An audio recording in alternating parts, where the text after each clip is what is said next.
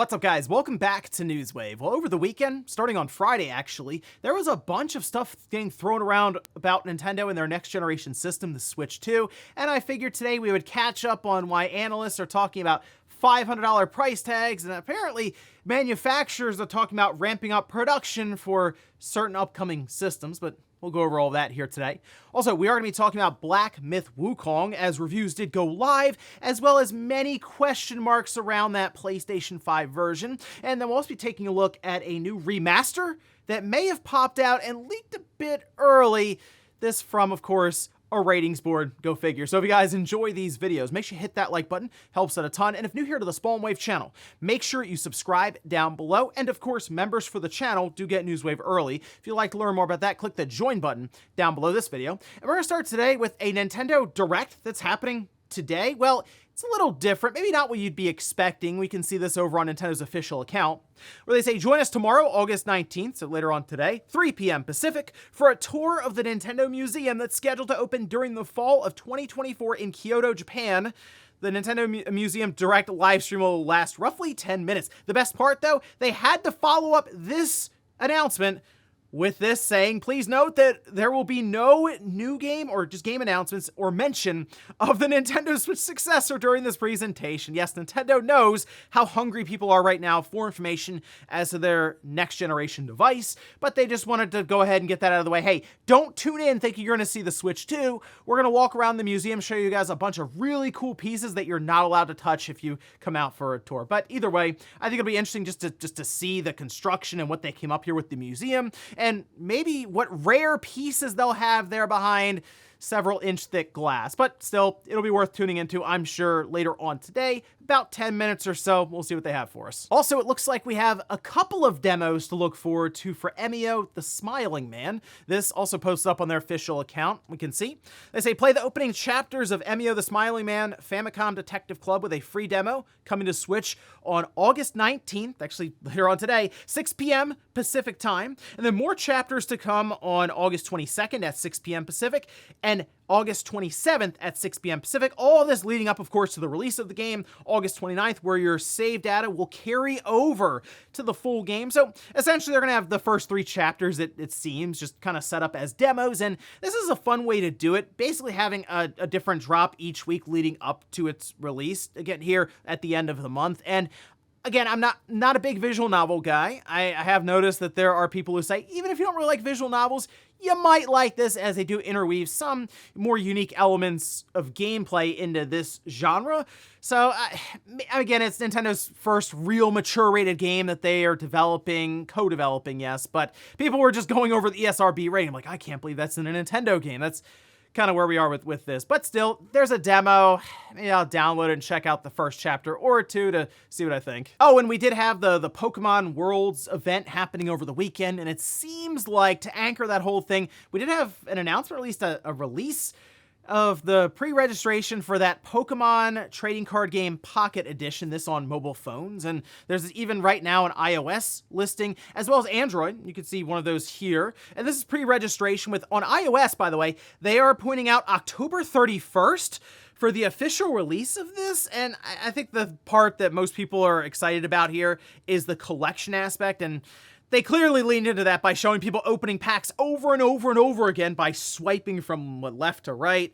And they mentioned you're going to be able to open like 2 packs per day just for free. So that part will be kind of fun to have that aspect, but pre-registration live now, and just, it seems like that October 31st may be a placeholder date. Maybe we're looking sometime in October for them to go live, but if you really wanted to check this one out, I would at least set up pre-registration for yourself now, since it's there, and you can kind of put yourself in line in order to pick it up when it first goes live. And guys, with some of the quick news out of the way, let's get into the bigger stuff. Let's start right away with the Nintendo Switch 2, which is something that obviously has been discussed at length now for years, but it does feel like we're getting pretty close to this thing finally becoming a reality and Nintendo announcing it. But as we just saw with their announcement for the Direct with the museum, it's not happening today.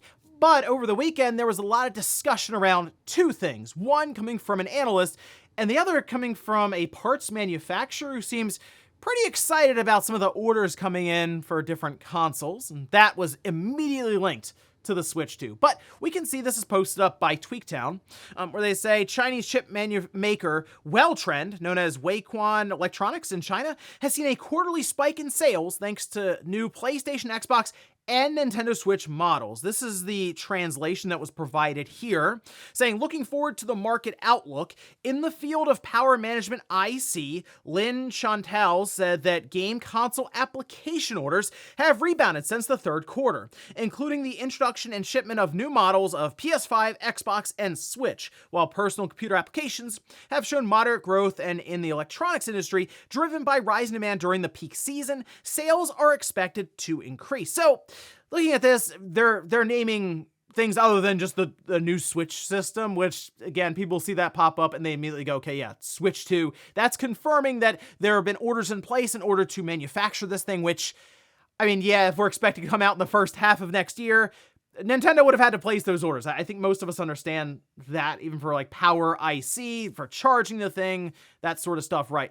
But they also mentioned PlayStation and Xbox. And in fact, out of those three, the one that's the most intriguing to me right now and kind of an unknown is Xbox. We already expect Nintendo to be developing their next generation device. And then we also expect Sony to be working on their PlayStation 5 Pro. I have no idea what Xbox would necessarily be working on outside of just ordering more systems and that being a big deal to the manufacturers here, as Microsoft is starting to at least get some of their games going here with things like Indiana Jones, and I'm sure the marketing for Call of Duty and stuff will be going alongside of it. Flight Simulator, Avowed, Towerborn. So I feel like the idea is Microsoft will want to make a bigger push during the holidays, and maybe they're just looking to order more systems. Otherwise, that 2 terabyte, $600 Xbox Series system, others have theorized that it could be for an Xbox handheld or just Keystone, the cheaper streaming alternative. There's a lot of possibilities there, but the obvious one would be a PlayStation 5 Pro that Sony had to begin manufacturing on over the, I mean, really now, right? And getting things set up for its eventual reveal and most likely release, I think, sometime in November. So to me, that is all very straightforward. All three console manufacturers creating systems, some probably more than others, and I'm really looking at Nintendo maybe preparing their next generation device again to launch in 2025. But there was one part, or at least one report that I looked at, I said, really, that doesn't really seem like big news, but it was still trending all over the place, which this we can see posted up. This is from Takashi Machizuki over at Bloomberg, and a lot of times when you see Bloomberg talk about stuff, that's usually when investors will take notice, as they are directly linked, obviously, to stock market research, marketing, that kind of thing. Says Toyo Securities analyst Hideki Yasuda says Nintendo's next gen would come first half next year. GameIndustry.biz previously said it wouldn't come this fiscal year. That means the launch would be sometime between April and June 2025. Now, this analyst also went on seemingly to talk about the price point being $500 at most. And that really tripped some people up as they were looking at this saying, oh, it's $500? No, I think Nintendo is going to target $400 price point. $500 and saying first half of 2025 is one of the safest predictions I've ever seen. It's so vague with what they're saying here that it can't really, I don't think it's gonna be wrong unless Nintendo really does push things into holiday 2025, which, that'll be an interesting year next year if they go that route. But the other part that was mentioned is that it would be weaker than a PS4 Pro. But I also think that would be technically correct on paper, but it's going to be very hard to compare, we'll say a 4 teraflop, which would be then weaker on paper than a PS4 Pro for NVIDIA's newest or newer chip in the Switch 2, because one, the technology would just be newer, and we expect it to be utilizing advanced AI or advanced upscaling techniques like DLSS. Very difficult to compare those, and most likely Nintendo would tap, along with NVIDIA, some sort of ray tracing implementation here as well. All of that will not compare apples to apples with something like the PS4 Pro that came out in 2016. But as I mentioned, it feels like we're getting closer and closer to Nintendo finally making some sort of reveal. The fact that they do keep referencing it in some way with things like this Museum Direct also shows they are very aware of the anticipation for this system. So I am expecting them to say something most likely in October, but it wouldn't shock me if they got a trailer out in September to start setting things up for first half next year. I'm actually now thinking maybe April or May for that launch to get ahead of summer, and then full speed ahead for a big holiday for probably the current Switch as well as the next generation device. Next up, let's talk about what could be a very exciting remaster based on, of course, a ratings board leak that got out there, which we can see over on Gematsu, where they say the Taiwan Digital Game Rating Committee has rated Bully for PlayStation 5, Xbox Series, PlayStation 4, Xbox One, and PC. Now, it is worth noting that there are a couple of different ways that you can play Bully at this time. You can play it on the Xbox 360, since, well, also Xbox Series is backwards compatible with that Bully Scholarship Edition, all right? So it even has a separate rating. And then also on the PlayStation currently, there is like that PlayStation 4 version of the game where it's like PS2 emulated, sort of. Like, it was part of that collection that they ended up sort of porting over to the PlayStation 4 that just happens to be backwards compatible on the PlayStation 5, but it's very evident that it is just the original old version of the game. I think still the Scholarship Edition is the best way to experience this game, but even that still feels a bit dated. So I would love to see some kind of remaster for Bully, because it's very clear at this time they're not doing like a remake. It seems like whatever sequel they may have had plans for previously have been put on hold, and seeing this rating coming up does give people hope. But there was this update that Gematsu points out, saying it was previously announced by Rockstar Games, Bully will be available to download for GTA Plus members starting August 20th. These new ratings are likely connected. So yeah, apparently they need separate ratings for the GTA Plus reveal or just release for Bully, but I believe GTA Plus is only available on a handful of platforms now, so maybe they have other announcements to go alongside of that. I am really hoping, I'm crossing my fingers right now, that there is some sort of Bully remaster announcement at Gamescom, because that would be awesome. Otherwise, honestly, just a press release and a Twitter drop would be enough for a game like this. So here's hoping Rockstar has a really cool surprise up their sleeve, maybe sometime this week. Next up, let's talk about Black Myth Wukong, as we did have reviews go live on Friday. And this was a mixed bag. One, because the game itself does seem pretty fun, but two, it seems like there are some issues when it comes to a technical level and still a lot of question marks around the PlayStation 5 version. But let's take a look over on Metacritic. We can see it's currently sitting at a score of 82, which as soon as that score started to level out, because obviously it's going to jump around, I think it started like an 84 and 85, and then it's found its way down to an 81, then back up to an 82. Seems like it's resting here now for good. But this is just on the PC, as we don't have any codes for the PS5 that have gone out. Now, you can see the split, 41 positive, 8 mixed. And in fact, people who have reviewed it say the game is actually very fun. And it's not a Souls-like game. This keeps coming up. It's not a Souls game. And there are many people who are like, oh, good, because I feel like I'm getting a little fatigued now from people trying to emulate what I would say at this point FromSoft has just about perfected with most recently Elden Ring. I prefer maybe just getting more standardized action RPGs, and that seems to be what Black Myth Wukong is doing here. Now, it is pointed out that there's like 80 some odd bosses in the game, and it's like to play through it once, 35 to 40 hours, and it's almost like a boss rush mode where there's not as much really going on between bosses, but each boss encounter is pretty interesting and unique. So like that aspect sounds really interesting to me.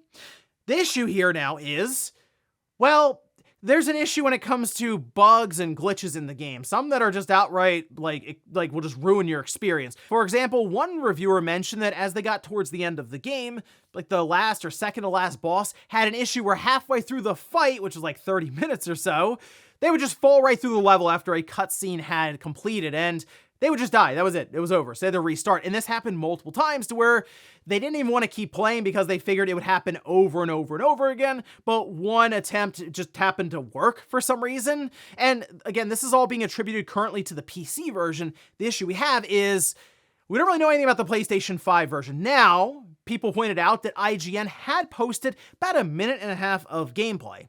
I don't think that's good enough because they can just show you the best possible scenario for the PlayStation 5, and many of these glitches and bugs that are being reviewed here and shown They're really found after hours and hours of gameplay and by just an independent source who was just playing the game. In that case, we kind of need the same thing set up for the PlayStation 5. The issue is it appears codes aren't going out until today, possibly even tomorrow, for the PS5 to start getting reviewed with a game that takes 35 to 40 hours to play. Which means if you're interested in Black Myth Wukong, I would probably wait to see what happens when the PS5 version comes out, just from impressions or people who maybe get a chance to stream it, even at launch night and then the day following, just to see if there are any obvious issues that are popping up, whether it's game breaking or just more annoying in general. So what I think I'm gonna do is pick the game up on the PS5, and maybe I'll do like an hour or two first impressions and just post that up in a video to see if I run into any issues and just give some of my thoughts on maybe the performance or the visuals, things we're seeing there, and then of course my thoughts on the game itself, because I am pretty excited to check this one out, especially after I heard more about it being more focused on the bosses and Journey to the West and some of the stuff they're outlining there. Seems like it should be a really fun and unique experience. And in our last bit of news, let's talk about a project that has been unfortunately delayed indefinitely. I mean, it sounds like it's just been shelved at Meta, and this is a Quest game, a VR game that I was genuinely curious to see how it would work out. Well, seems like I'm not going to find out now. We can see this is posted up by IGN, who did get a response from Meta after they had said that San Andreas, so GTA San Andreas VR, is not happening at this point. A Meta spokesperson confirmed to IGN via email that the game has been put on hold indefinitely. Additionally, the official MetaQuest VR YouTube account responded after users commented on a trailer for an upcoming MetaQuest game, Behemoth, developed by Skydance Games. GTA San Andreas is on hold indefinitely, while we both focus on other projects. MetaQuest VR's official YouTube account confirmed in the comments, "We look forward to working with our friends at Rockstar in the future." This game, by the way, was announced in 2021. That was during Facebook Connect, and they didn't really show anything there either. So extremely unfortunate, because there are very few VR games that I look at and go, okay, that could be kind of cool. Resident Evil VR or Resident Evil 4 VR was one on the Quest that I looked at and said, whoa, that is interesting. And I played it, and it was really good. This was another one I was just curious to see how it would go, but unfortunately, I guess that's it. They say they look forward to working them again in the future with Rockstar. It's like, that just sounds like you canceled the project at this point. And I guess, yes, indefinitely on hold is a kind way to say just that. So I don't know what happened in the background here, whether it was technical issues with the Meta Quest 2 or 3, or just creative differences between Meta VR Labs and Rockstar and Take-Two. It's really hard to say, but this is one of those situations of, you probably shouldn't have announced it, because now you have to show up and say, well, now it's not happening. Whereas if it wasn't announced, then you wouldn't be dealing with any of that. So yeah, just unfortunate stuff here. VR in general has just been getting beaten down constantly over the last year or two, and this certainly isn't helping. And before we go to the comments of the day, we'll take a look at the poll that I posted up yesterday, where I ask, do you consider a 7 out of 10 a good score for a highly anticipated AAA game? 60% say yes, 40% say no, and I do think people mentioned in the comments, it kind of depends on the context of the game. So let's say GTA 6 came out and got a 7 out of 10. I think people would be disappointed by that, because they're looking for a generational release, one that comes out and is like, well, yeah, obviously this is like one of the greatest games ever made, because it is Grand Theft Auto 6. Whereas you might have a brand new game, like we just talked about Black Myth Wukong, new IP, relatively unknown studio, shows up and gets an 8 out of 10. That seems pretty good. If it got a 7 out of 10, I'd be like, you know what, that's not bad. Whereas, yes, if it's GTA 6, it's like, ooh, what happened here? So it is interesting, kind of the history and the notoriety around just a game franchise and lineage behind it can be how you, can change how you look at review scores that are ultimately the same, we feel like, across the board. Although 7 out of 10 has become a very safe and almost default review score, but we don't really use the full scale anyway. So, we very rarely say 5 is average, even though there's a 1 and a 10, and that's right in the middle. So it really, to me, the review scale for a lot of people start at a 6, maybe at a 7, and then it works its way up to a 10. At least just based on what we see on social media when Metacritic scores come out and reactions flying all over the place. And we'll finish up with the comment of the day, as you're seeing here. This is from Danis, who says, Dragon Age is gearing up to be the final nail in the coffin for BioWare. You know, BioWare does kind of need a win after Anthem. That did not go well for them. Mass Effect Andromeda was terrible, so they have kind of a rough streak right now going, and I would like Dragon Age to do well just for BioWare's sake, but honestly, if this is kind of what they're putting out and the gaming in general, just audience is rejecting it, it's like, well, okay, do they have to stick around? Is it the same BioWare that we once knew?